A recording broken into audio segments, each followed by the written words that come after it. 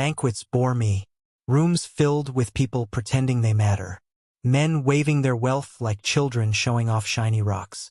Women looking for targets to latch onto. Alphas sniffing each other's egos.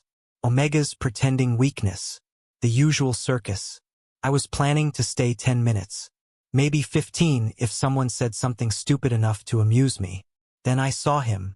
At the center table, surrounded by predators dressed in suits, sat an alpha who looked like he had accidentally wandered into the wrong life. Soft brown hair slightly messy, jacket half-buttoned, posture relaxed in a way that said he had forgotten this was a high-stakes banquet. He yawned behind his hand, eyes glazed with the kind of boredom only someone who didn't care about power could have. My heart stopped cold. Oh, there. That one. Mine. It was not attraction. Not interest. It was possession, pure and sharp, slicing clean through me. He lifted his glass of water, drank without urgency, and something inside me clicked into place. I already knew his name before I asked anyone. Adrian Thornwell, billionaire, alpha, uninterested in the world that worshipped him. Perfect.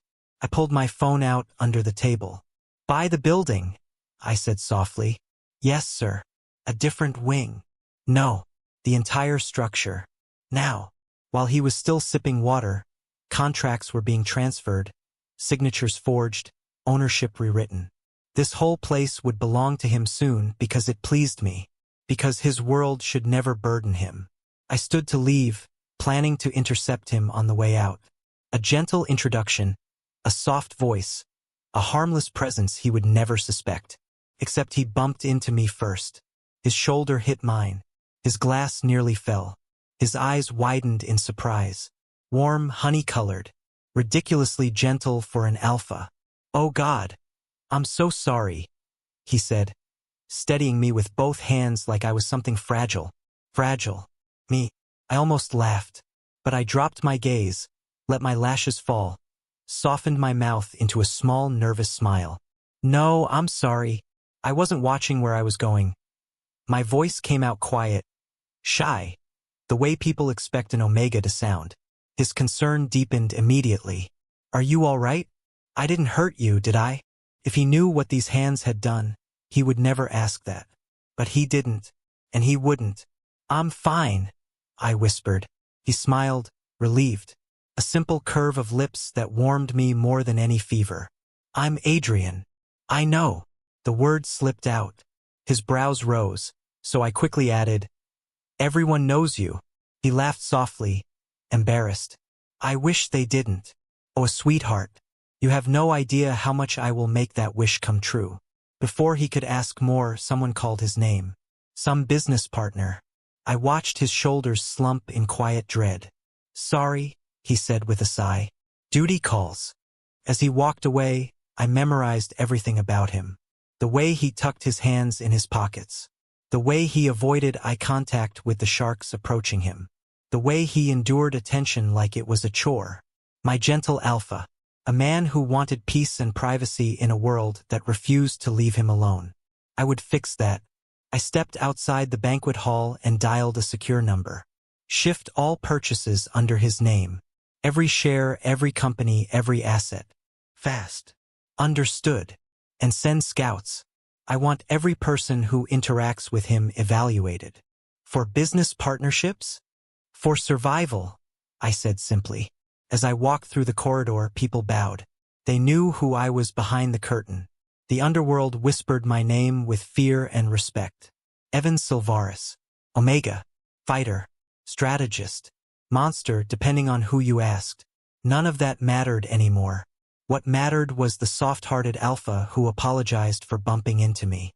I leaned against a marble column and closed my eyes for one steadying breath. I will make your life easy, Adrian.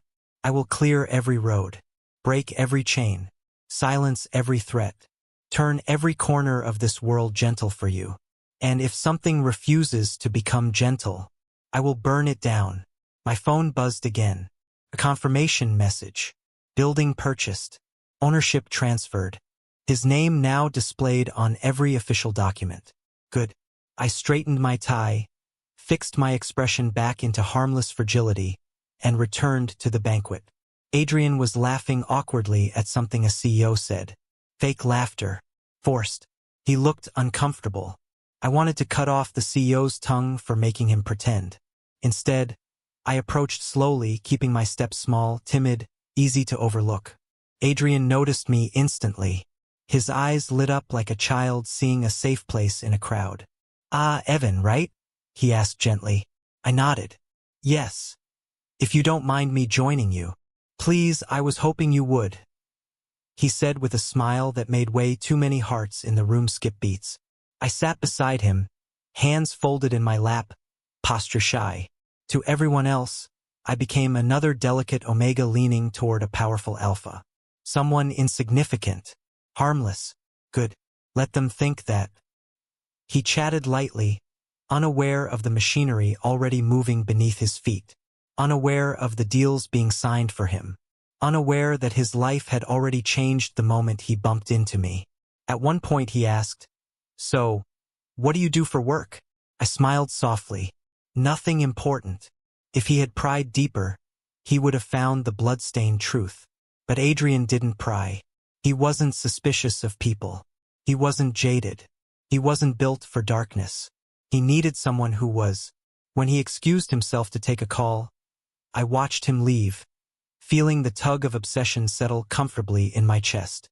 A warm, steady weight. My future husband walked away without looking back. I already knew I would never let him walk away from me again. When he returned, he smiled sheepishly. "Sorry. Work stuff." He looked tired, claustrophobic, surrounded by too many hands reaching for him. I leaned in gently. "If you ever want to escape these events, let me know. I'll help you." He blinked, surprised. Then he smiled. A real smile this time, soft enough to gut me. "Thank you, Evan. Here's my contact, let's be friends, okay?" My heart tightened. Friends, yeah, we can try that, but you are mine. You will be mine. My alpha. And I will make sure the world learns that too. Adrian had no idea the chaos I caused on his behalf. He woke up each morning thinking the world was normal, steady, barely moving. He didn't see the shadow war shifting under his feet. He didn't know that the moment I saw him, I started reshaping everything with his name on it. Started small. A few companies, patent here and there, a plot of land that would appreciate in a month. Things that would slip past his notice. But Adrian was too honest, too careful with money. He checked his accounts, which meant he panicked much sooner than expected. I was sitting in my underground command room when my phone buzzed with his message. "Adrian, Evan, did someone break into my accounts? My net worth just multiplied?" "Adorable." I typed back. "Maybe it's a glitch? I can come check for you." He responded immediately. "Please, I'm stressed." I smiled as I put the phone down. "I'll go to him soon. We need to finish up here first." I told the advisor beside me. The advisor nodded, pale. They always looked scared around me. Sensible. Across the room, a man was kneeling on the concrete floor with his hands tied behind his back. He shook as I approached, babbling excuses. "I swear I didn't say anything. I only mentioned that Adrian Thornwell looked incompetent in that interview. That's all. I didn't know he was your—" I crouched down to eye level. "You called him incompetent." "It was a joke, I swear. Just a joke. I don't find jokes about him funny." My voice was even quiet, almost disappointed. His panic spiked. The guards dragged him back. I didn't need to watch what happened next. I already gave the order earlier. Anyone who speaks against Adrian disappears.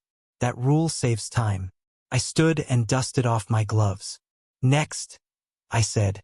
The next report was about a criminal syndicate refusing to sell me a tech company I wanted placed under Adrian's name.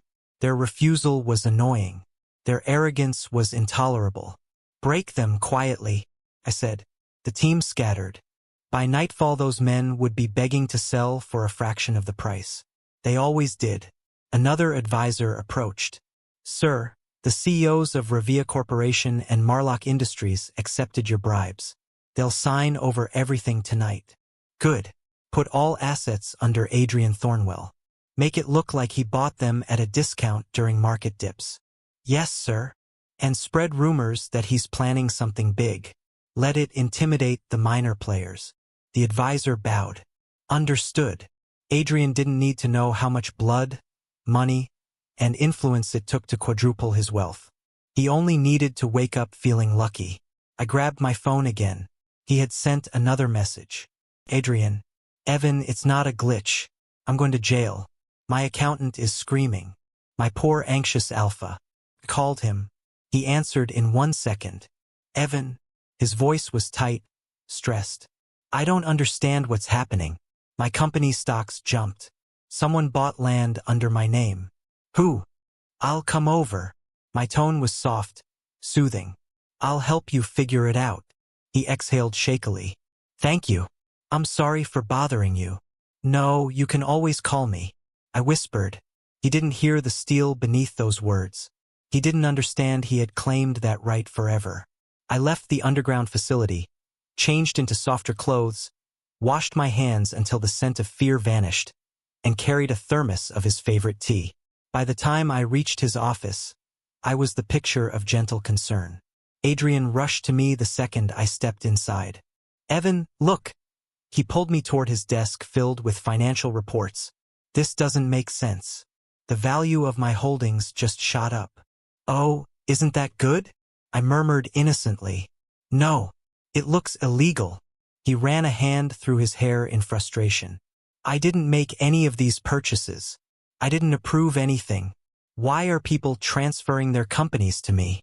He was so distressed he didn't notice how tightly he was gripping my wrist. I didn't mind. I liked it. Maybe it's fate, I offered quietly. Fate doesn't buy biotech labs or entire shipping fleets. Evan. I bit the inside of my cheek to keep from smiling. Then maybe someone wants to help you. Help me with what? I'm trying to retire someday, not build an empire. Why would anyone do this? He dropped into his chair, defeated. Because you looked tired at a banquet. Because you yawned like a sleepy cat. Because you were too good for this world, and I wanted to replace it with one worthy of you. I sat beside him and poured tea into a cup. Drink.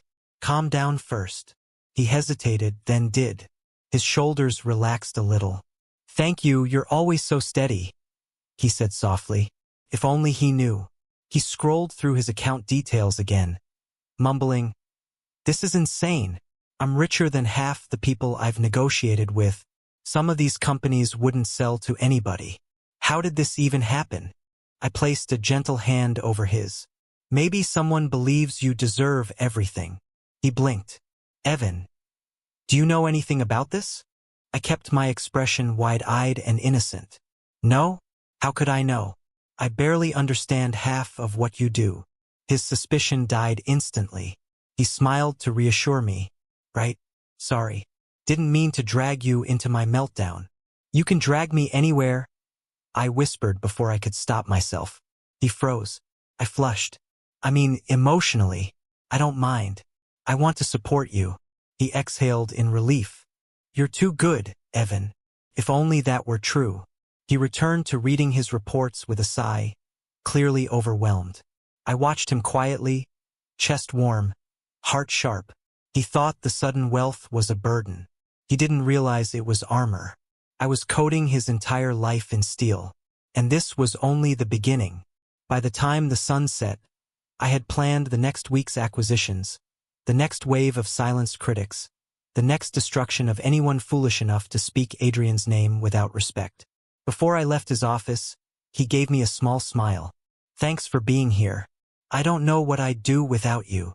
He said it casually, not understanding the depth, not realizing that I had already built a world where he would never have to find out. I walked out with his words echoing in my head. What would he do without me? Simple. He would never find out. People always approached Adrian with hungry smiles. They saw his name, his finances, his soft heart, and thought he was an easy mark. They didn't know the ground under their feet was already mine. The latest pair of leeches were two business partners from a tech firm. Polished suits, expensive watches, fake sincerity dripping from every word. Adrian didn't notice. He never did. He always assumed people were as honest as he was. I watched them greet him with practiced warmth. One even touched his shoulder. That alone made my vision darken. Adrian turned to introduce me. This is Evan. He's a close friend. Friend. I smiled lightly. Nice to meet you both. They barely looked at me. Most people didn't. I preferred it that way. Adrian launched into conversation with them, eager to understand a new project they were pitching. A system that claimed to streamline market analytics. It was useless, overpriced, a trap designed to siphon influence from him into their hands. He didn't see that. He saw potential cooperation. I stood beside him, nodding politely while memorizing every detail of the men's faces. The way they leaned in too close. The way they kept glancing at his signature on the documents he carried. The predatory gleam they didn't bother to hide. The meeting lasted 20 minutes. I pretended to be shy, nervous, harmless. Beneath that, I was already dismantling them piece by piece. When they finally left, Adrian turned to me with a modest smile. They seemed nice, right? No, I said. He blinked. No, I softened my voice. I mean, I'm not good at reading people. But something felt off. Adrian sighed. Maybe I'm overthinking. He rubbed his forehead. That tiny gesture broke something inside me. I stepped closer. You don't have to deal with everything alone. I'll help you however I can. His shoulders relaxed. Thanks, Evan. I'm glad you're around. He didn't know how true that was. After walking him back to his building, I excused myself with a gentle smile. I'll bring you dinner later. Don't overwork yourself. He nodded, grateful. Unaware that the moment he turned his back, the softness in my expression vanished. My phone vibrated. I answered. Begin. That one word was all my team needed. Within 6 hours, the tech firm's stock crashed. The next 2 hours revealed the CEO's offshore accounts to the authorities. By morning, every business partner, investor, and board member was running for cover. By noon, the firm filed for emergency protection. By sunset, it didn't exist. I had crushed them so thoroughly that even their memories would struggle to survive. Near midnight, I arrived at one of my underground facilities. The concrete walls were cold. The scent of damp steel filled the air. The guards straightened the moment they saw me. The traitor was kneeling in the center of the room. He had been a contact inside the tech firm, someone I paid well to stay loyal. He wasn't supposed to warn the partners about my movements, but he did. I approached him slowly. He trembled. Sir, I didn't mean to cross you. They pressured me. I tried to resist. They pressured you, I repeated quietly. Yes, I swear it wasn't personal. I didn't say much, You said enough. My tone was gentle. I always found that scared people more. He babbled excuses, voice shaking.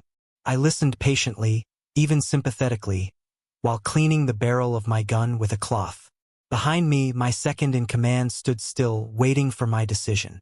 You know, Adrian likes lemon cookies more than chocolate ones. I thought it would be the reverse. I said while checking the magazine. The traitor froze, confused by the sudden shift in topic. I continued, calm and conversational. He once told me he buys chocolate cookies only because he feels guilty if he eats the last lemon one. Isn't that silly? He apologizes to snacks. The traitor swallowed hard.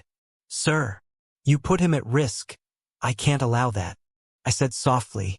The shot was clean, quick, painless. He collapsed without another word.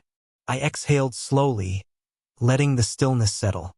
My second-in-command waited for further orders. Dispose of him, make it invisible. I said mildly. Yes, sir. And send messages to everyone who knew him. Remind them why loyalty to Adrian is mandatory. Understood. I left the room without a backward glance. When I reached the upper levels, I checked my phone. Adrian had sent a message. Adrian, Evan, I think someone is sabotaging my contacts. All my connections keep collapsing. I don't understand. My heart melted at how worried he sounded. I called him immediately. Adrian? What happened? I don't know. Every time I meet someone new, their company falls apart. I feel cursed or something. He said, voice tired. I walked out into the cold night air, letting the breeze cool my pulse. "It's okay. I'll protect you," I said gently. There was silence on the line. Then a soft, shaky breath. "Thank you. You always calm me down." I smiled. "I'm coming over. Wait for me." When I arrived, he was sitting on the couch, eyes troubled. I brought him warm tea and sat beside him, letting my shoulder brush his gently. "Why does everything fall apart around me?" he murmured. "Maybe the world is just making room for you," I whispered.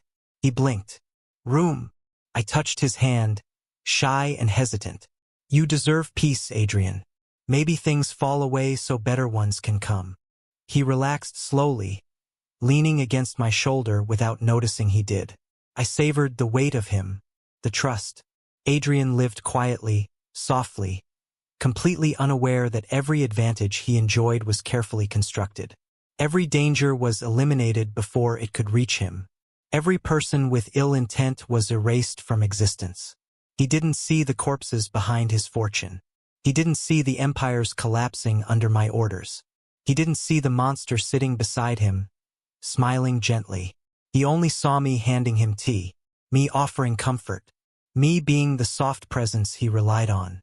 He didn't know I was the reason his life felt peaceful, and I would keep it that way, forever. I knew something was wrong the moment Adrian opened the door for me. His smile was polite, strained, his posture stiff. He kept touching the back of his neck, a nervous habit he didn't even realize he had. Something in me tightened. "Evan, can we talk?" he said softly. My stomach dropped. Not with fear. With anger I had to hide so deep it hurt. I followed him inside, pretending nothing was wrong. He offered me tea, hands slightly shaking. "What happened?" I asked, voice light and soft. He took a breath. "My family arranged a meeting." I stayed still, calm. "A meeting? With a potential match?" The room went silent. My smile froze exactly where it was. Inside, something ripped open and bled fire. "A match," I repeated gently. He nodded. "They think it's time I settle down." I didn't want to argue. They already set it up. "I know it's sudden. I'm sorry if it's weird to tell you." He glanced at me apologetically. "Weird. Weird." He thought this was weird. Not catastrophic. Not unacceptable. Not grounds for war. He added, "Her name's Lana. She's a high-ranking Omega, from a respected family. My parents say she's perfect on paper." I forced my smile to soften. "Oh, that sounds nice. Nice, nice." I wanted to tear the city apart. "She asked to meet tomorrow just once. I feel bad declining. She probably didn't even want this either." He continued. I tilted my head as if curious. "Are you going to go?" He sighed. "I guess so. I don't want to cause family drama." Of course he didn't. He was too kind for his own good. "And maybe it'll be fine. Maybe it'll just be coffee and awkward conversation," he added with a nervous laugh. I nodded slowly. "I see." He misread my silence as sadness. He moved closer, eyes gentle. "Hey, I didn't mean to upset you." I pulled back with a shy flinch. No, it's okay. I'm happy for you." He didn't see the truth seething underneath. He didn't hear the way my pulse sharpened with intent. He didn't feel the quiet storm coiling in my chest. He touched my shoulder. "Evan, are you sure you're all right?" I lifted my eyes to him, letting them shimmer faintly, a soft, fragile look. "I'm fine. Really." He gave me a worried frown. "You seem distant." I smiled. "Just tired." He accepted that, because Adrian always believed the best in people, even when he shouldn't. Later, when I left his apartment, I walked down the hallway with perfect calm. Not hurried, not frantic, just focused. Every step measured, every breath controlled. As soon as the elevator doors closed, I called my second in command. "Find everything on Lana Renford," I said quietly. "Yes, sir." "And her family." "Yes, sir." "And her business holdings, personal contacts, hobbies, breathing patterns, everything." "Understood." I hung up. My reflection in the elevator mirror looked calm, pleasant, even soft. Inside, jealousy burned like a bottomless furnace. The fiancé. Possible match. A woman chosen for him by people who had no idea he was already mine. The elevator door opened to the underground parking area. My car waited. My driver didn't speak as I entered. He knew better. He drove in silence while I stared out at the city that dared think it could take Adrian away from me. When we reached my private headquarters, my advisors were already lined up. "Report," I said. They obeyed. Lana Renford, age 26. Registered Omega. Her family owns Renford Trade International. Connections? I asked. Several political families. A few big investors. Nothing we cannot dismantle. Good. Continue. She's considered polite. Accomplished. Generous. Not relevant. I cut in. Weaknesses. The room quieted. Her father is notoriously reckless with money. The company is already unstable. She has 2 bodyguards. Loyal. Trained. Handle the bodyguards first. A few heads bowed in acknowledgement. And the company? We can bring it down in a week. 3 days, I corrected. My second-in-command hesitated. That will cause unavoidable fallout. 3 days, I repeated. Yes, sir. By dawn, Renford Trade International collapsed. Not slowly, not gradually, like a building with its supports ripped out. Investors vanished. Loans were recalled. Hidden scandals surfaced from places they didn't even know existed. By noon, Lana received her first anonymous warning. A simple message. Cancel the meeting. She ignored it. By evening, her bodyguards disappeared. Quietly. No screams. No mess. Just absence. By midnight, rumors about her family's corruption spread so fast the public started asking if her father should be imprisoned. By morning, she was too terrified to step outside. Every move was clean. Controlled. I didn't hurt her physically. I didn't need to. Fear was enough. And Adrian? He woke up blissfully unaware. He texted me at 10 a.m. Hey, Evan. Meeting with Lana might be cancelled. Something weird is happening with her family business. I typed back quickly. Do you want me to come over? He responded so fast it warmed me. Yes, please. When I entered his office, he looked stressed. He showed me an article on his phone. Look at this. Her whole company is falling apart. I don't know what happened. I put a gentle hand on his arm. I'm sorry, Adrian. That must feel confusing. He nodded. I don't even know if she's safe. She didn't show up today. I lowered my gaze, letting my voice soften. Maybe she decided you're not a good match for her. He blinked. Do you think so? Yes, you're too good for most people. I whispered. His expression warmed, a small smile tugging at his lips. You always say the nicest things. I shook my head shyly. I'm just honest. He stared at me for a moment longer, eyes tender. Evan, are you really okay? Yesterday you seemed sad. Sad. That word almost made me laugh. I forced a tiny tremble into my voice. I was just worried you wouldn't have time for me anymore. His eyes widened. Evan, I'd never do that. I let that assurance sink into my bones like fuel. Thank you, that means a lot. I whispered. He reached out and squeezed my hand. My heart fluttered softly. My mind sharpened sharply. His family could arrange 1,000 matches. The world could present him with 1,000,000 options. None of them would survive long enough to become real. Not while I was here. Adrian's fiancé problem was already solved. She would never make it to a second date.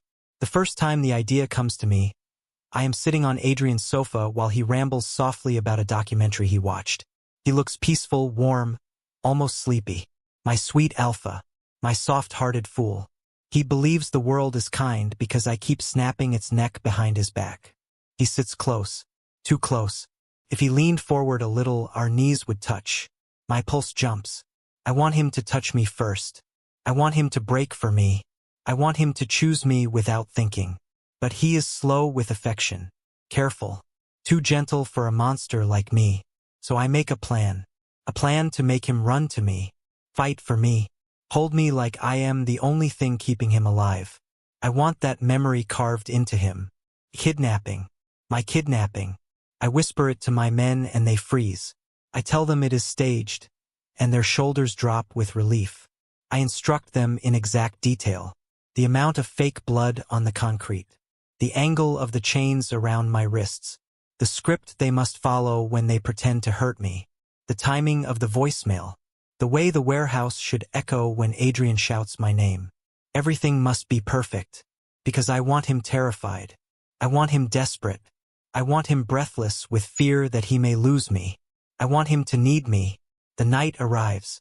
They drag me into the warehouse for show. The floor is cold. The chains are tight, but only tight enough to bruise me in pretty colors. The fake blood is warm where they smear it across my arm and cheek. One of my men whispers, "Boss, you sure about this?" I smile up at him with my sweetest expression. Make it convincing. Adrian cannot suspect anything. They look uneasy. They should. No one lies to my alpha except me. When they leave me alone, I record the voicemail. I soften my voice, tilt it higher, let it shake and break. I choke on each word until I sound fragile enough to shatter. I do not want to die. Please, please help me. Adrian, please come. I send it. My heart races, not with fear, with anticipation. Minutes later, the warehouse door slams open. Evan. Adrian's voice cracks in panic. The sound goes straight through me. Sweet, terrified, raw. I have never heard him shout like that. Never heard him sound like he might lose his mind. It is addictive. I watch from where I am slumped against the chair. The chains clink when I shift. My hair hangs in my eyes. I keep my breathing uneven, shallow, weak. I can see him from under my lashes as he stumbles through the dark. He is not trained for this. He is not strong like the predators circling the world behind my back. But he is trying. For me, his steps are loud, reckless. My heart warms. One of the hired actors rushes him. Adrian swings wildly. He barely grazes the man, but he keeps fighting. His hands shake. He is terrified. He is brave. My chest tightens. Another actor goes down with an exaggerated groan. Adrian thinks he did that. Adorable. Where is he? Evan, answer me. Adrian shouts. I make a soft sound like a whimper. He hears it instantly. His eyes lock on me. His whole body freezes. Evan. His voice breaks. He runs to me and drops to his knees. His hands hover over my face, afraid to touch the fake blood. Oh God, what did they do to you? Nothing, sweetheart. I did it to them. But I lower my eyes and let my voice tremble. I was so scared. I thought you would not come. I will always come. He whispers like it is a promise forged from his bones. He fumbles with the chains, and I make sure my wrists tremble just enough to look pitiful. He curses under his breath until the lock breaks. The second the cuffs fall, I let myself collapse into him. His arms catch me, tight, protective, desperate. My heart glows. He pulls me close, shields my head with his hand like he can protect me from the entire world. It is okay. I have you. You are safe now. His scent hits me. Warm alpha, soft skin, gentle hands. I melt into it. I bury my face in his neck. Thank you. Thank you for saving me. He clutches me harder. Never scare me like that again. Please. I thought I lost you. You will lose everything before you lose me. I will see to it. My voice shakes. I did not know what to do. I wanted you. Evan, I promise I will protect you. From now on, I swear it. His breath hitches like I reached into his heart. Exactly as planned. Outside of his line of sight, my men quietly disappear, leaving no trace of the setup. The blood dries. The ropes lie in a careful mess. Everything will burn later. But right now, I soften against him until his whole body trembles with relief. His hands keep stroking my back. Slow, sweet, full of trembling worry. I close my eyes and let him hold me. Let him breathe me in. Let him feel like my hero. He does not know I built this moment for him. He does not know that while he fights like a confused rabbit, I am the wolf who cleared the path for his victory. He thinks he saved me. I rest against his chest, let my breathing even out, and smile where he cannot see. He saved nothing, but he is mine. And tonight he proved it. The night after the kidnapping is quiet. Too quiet. Adrian keeps checking on me every few minutes, like I might dissolve if he looks away. His worry is sweet. Sweet enough to coax my next plan into motion. I sit on the edge of his bed while he brings me water. My fingers tremble on purpose. My breathing is slow and uneven. Adrian kneels in front of me, touches my knee gently. Evan, are you feeling okay? I lower my head. I think my heat might be coming early. His entire body goes still. Good. He swallows hard and fumbles for the scent suppressant bottle. Exactly the one I loosened earlier. When he twists the cap, the liquid spills everywhere, soaking his hands and the floor in a useless puddle. He panics. Oh shit, do you have another? No, I only had one. I whisper. His breath stutters. He looks at me like I am about to break apart in his arms. Perfect. The first wave of heat hits as planned. My heartbeat rises. My scent thickens. My skin grows sensitive. I take one slow breath and curl into his chest. I make myself small, fragile, helpless. Adrian, I am scared. His arms wrap around me instantly. I am here. I will stay right here. I nuzzle into his lap, trembling. His scent is warm, nervous, protective. Curls around my spine and sinks deeper than it should. My heat surges again. I gasp softly and cling to his shirt. He tenses. Evan, you need space. I should call a doctor. No. Please do not leave me. Please stay.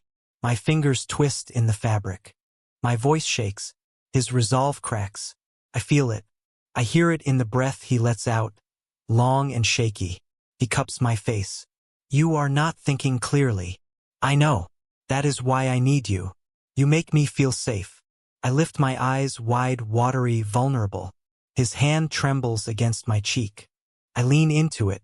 My heat pulses again, stronger, needier. I shiver against him. My scent curls in the air, sweet and sharp.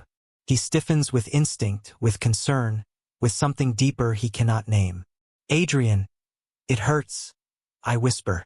That does it. He pulls me into his lap properly, holding me with both arms, trying to steady me. My forehead rests on his throat. His heart pounds under my cheek. I breathe him in, slow and needy, letting my heat wrap around him like invisible chains. He tries to keep a sane distance, but instinct pulls him closer. You need help. I do not want to hurt you, he murmurs. You will not. You never hurt me. I slide my hand up his chest, soft and desperate. He exhales shakily, his control slipping with every breath of my scent. His fingers trace the back of my neck. My whole body arches toward him. Evan. Yes. I breathe against his skin. This is not right. You are not in your right mind. Exactly. I trust you. He makes a broken sound and tries to pull away. I cling tighter, my heat rising in a warm wave that makes me whine softly into his shoulder. His restraint cracks another inch. He grabs my waist, not rough, not gentle, just overwhelmed. I kiss the side of his throat, a soft brush of my lips. A plea. He shivers violently. Please, stay with me. I am scared. I whisper. He breaks. He pulls me against him with a force that steals my breath. His scent floods the room. My heat answers it. My body melts into his. His hands tighten at my waist like he is afraid I will vanish. I tilt my head, exposing my neck. He freezes. Evan, do not do this. I want you. I want you to choose me. I breathe. For a second, he tries to fight himself. A losing battle. The heat pulls him. Love pulls him harder. His worry for me, his fear, his instinct all twist together. He lowers his forehead to mine. His voice is rough. Tell me to stop. I smile inside, but my voice stays fragile. Do not stop. His breath breaks. He kisses me, desperate, worried, hungry. His hands cradle my head, his fingers trembling. He pulls me closer, closer, until there is no space left between us. My heat spikes. My body arches into him. Evan, your scent. I cannot think straight. His voice is raw. Good. My lips brush his neck. He shudders. His instincts take the last step for him. He presses me down, holding me carefully but with a strength that sends a thrill through me. I tilt my head again. His breath catches. The room goes still. Then his teeth sink into my neck. Not vicious, not cruel. Instinctive, possessive. A claiming bite deep enough to bind. Heat floods the bond, the air, my bloodstream. My fingers clutch his shoulders. My heart kicks against my ribs. Yes, yes, mine. Adrian jerks back the moment his body realizes what it has done. His eyes widen in horror. Evan, I marked you. I marked you. Oh God, I did not mean to. I am so sorry. I let tears gather in my eyes. Soft, frightened, trembling. I touch the fresh mark with shaky fingers. Does this mean I am yours? He pulls me into his chest, almost crushing me with fear and guilt. I will take responsibility.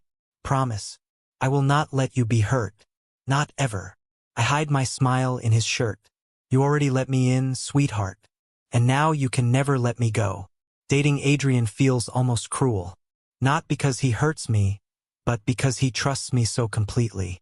He holds my hand while we walk through weekend markets, buys me little trinkets just because they reminded him of me, and looks at me like I am a soft thing that needs shelter. If only he knew who was doing the sheltering. He hands me a small velvet box during breakfast.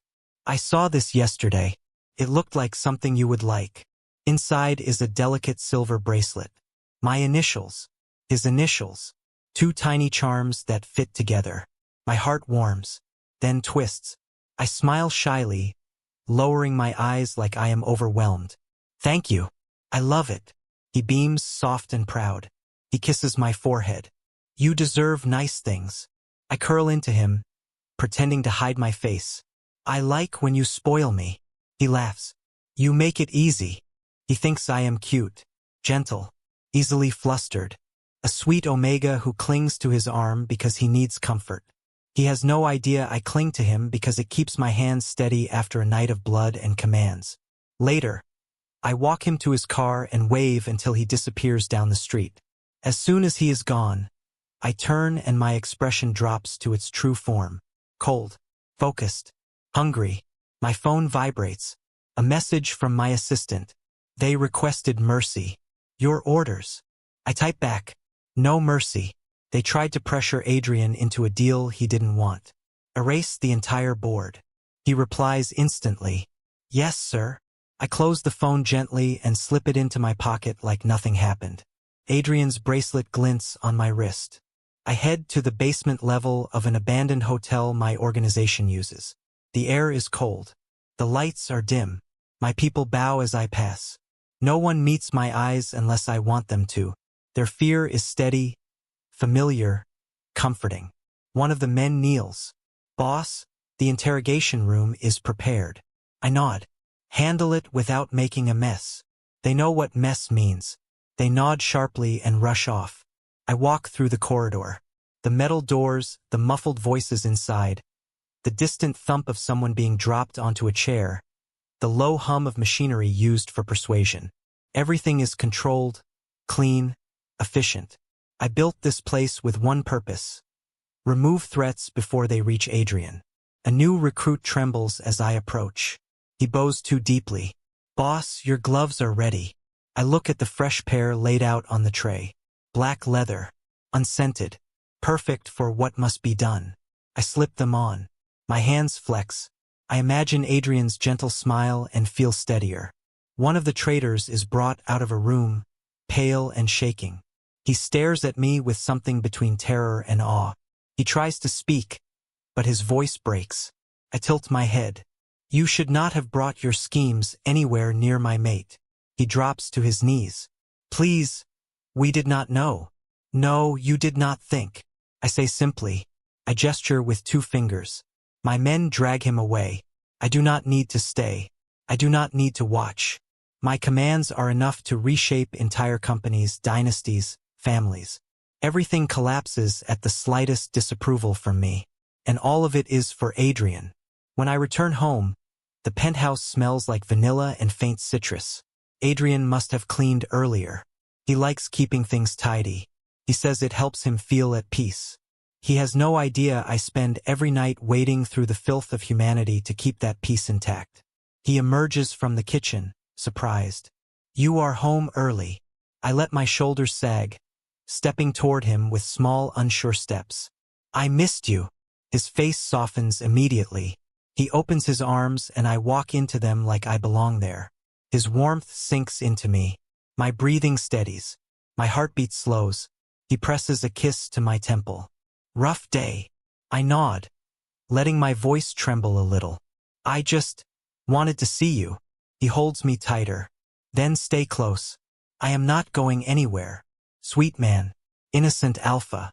The world bends to him without him knowing, because I bend it behind his back until it snaps. He has no idea about the blood drying on the gloves tucked in my coat, the rooms full of terrified whispers, the men kneeling in lines, praying I do not speak their name, the assassins awaiting my orders, the empire built on silence and fear, the global wires that hum with information I pull like puppet strings. He never sees any of it.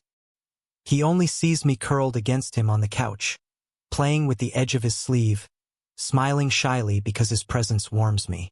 He only sees the fragile version of me, the one who leans into his chest during movie nights, the one who gets flustered when he brushes my hair behind my ear, the one who gasps softly when he kisses the mark on my neck. He sees everything except the truth. As he strokes my back, I close my eyes and think about the balance I must maintain, how much I hide, how easily my secrets could shatter everything.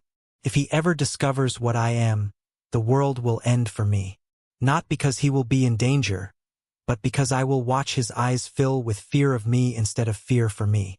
That is the one thing I could not survive. He kisses my cheek. "You look tired." I nod. My voice is soft. "I only need you." He smiles. "Then you have me." I rest my head on his shoulder, my fingers curling lightly around his arm. From the outside, we look like a perfect couple, a sweet omega dependent on his gentle alpha. But inside, my mind whispers its truth. I love him enough to destroy everything that frightens him. I love him enough to lie with every breath. I love him enough to burn the world until only he remains. The only question that keeps me awake at night is simple, terrifying, honest. How much truth can I hide while still loving him honestly? And how long until the lies become too heavy to carry? I press closer to him and force those thoughts away. He hums softly, unaware that he is curled around a monster who loves him more fiercely than fate ever intended. For now, he is blind. And for now, that blindness is love. Adrian proposes on a quiet evening, so quietly it is almost clumsy. We sit on the balcony of his penthouse, watching the city lights blink below us.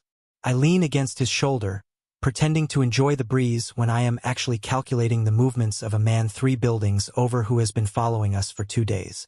I will deal with him later. For now, Adrian shifts awkwardly beside me.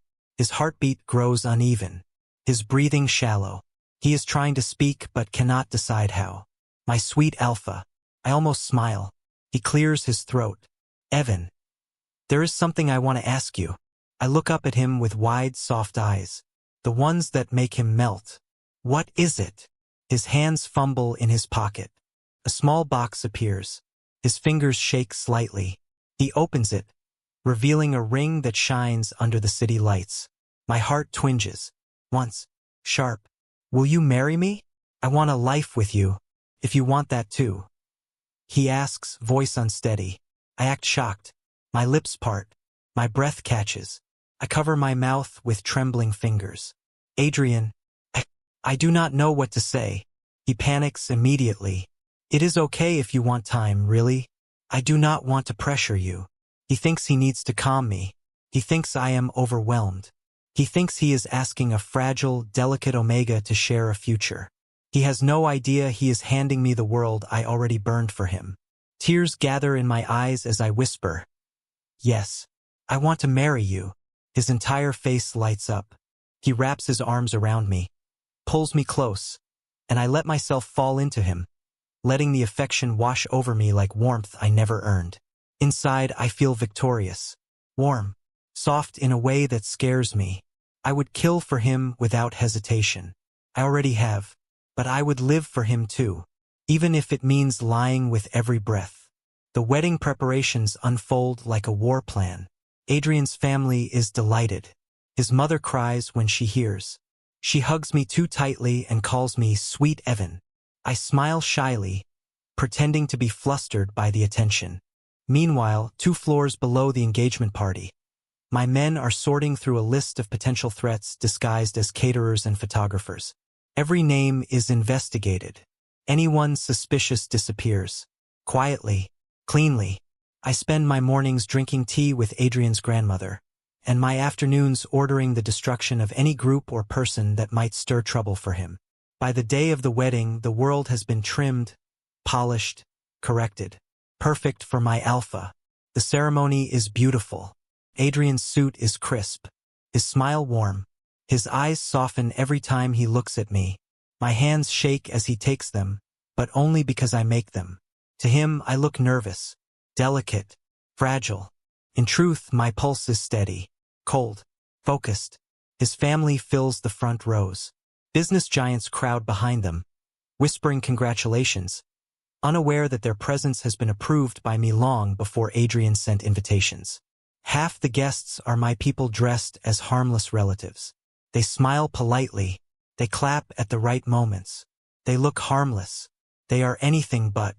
My gaze drifts across the room, landing on the only empty seats. Those belong to the few who thought it wise to oppose Adrian's rise. Their absence is not noted. It never will be. As I walk down the aisle, Adrian stares at me like I am the most delicate thing he has ever touched. His smile trembles with emotion. My chest tightens. He loves me. Truly. Honestly. He does not know who he loves. When I reach him, he takes my hands. His thumb brushes the inside of my wrist. I let my eyes shine with quiet emotion. He believes every bit of it. The vows begin. Do you, Adrian Hale, promise to protect Evan with your life? He squeezes my hand. Yes, always. Sweet man, you will never need to protect me. I protect you. Do you, Evan? Yes, I do. I whisper, not letting them finish. Everyone laughs softly at my eagerness. Adrian smiles like his heart is overflowing. Only I know the truth behind my vow. I will protect him even if the whole world burns. The moment our rings slide onto our fingers, the world seems to still. He kisses me softly, trembling. I kiss him back, gentle and shy, while inside something far darker coils with satisfaction. We walk back down the aisle hand in hand, surrounded by cheers. Adrian only sees the flowers, the lights, the smiles. He only sees me. The reception is loud and cheerful. Adrian's father gives a speech. Adrian's little cousins run around us giggling. Business partners shake his hand, praising him for finding such a sweet Omega. If they knew the truth, they would fall on their knees. As the night fades, we retreat to our room. Adrian carries me over the threshold, blushing at his own boldness. I let out a soft, startled laugh, curling against him. He sets me down on the bed with a tenderness that makes my heart ache. He leans in, brushing my cheek with his fingers. Are you nervous? I smile shyly. A little. Inside, I am calm, centered, ready to make this night a memory he will treasure for the rest of his life. He kisses me gently, careful, and warm. I kiss him back, soft and slow, letting my hands slide up his shoulders. His breath catches. The heat between us grows. His lips move to my neck, lingering on the bond mark he gave me. I shiver. His touch is sweet. His desire controlled. His love sincere. He thinks he married a gentle Omega. When he pulls back, breathless, his eyes shining with love, something inside me softens in a way I cannot control. I stroke his cheek. I am happy, I whisper. He smiles. Me too. He does not see the truth underneath the softness. Evan Hale is the most dangerous man in the room, the most violent, the most ruthless, a king of shadows, a liar with blood on his hands. And tonight, Adrian married him. He married a lie, wrapped carefully in sweetness. But he also married the one real thing I have ever felt. Him. His warmth. His trust. His love. My greatest lie and my greatest truth. All the same man. All the same vow. Forever.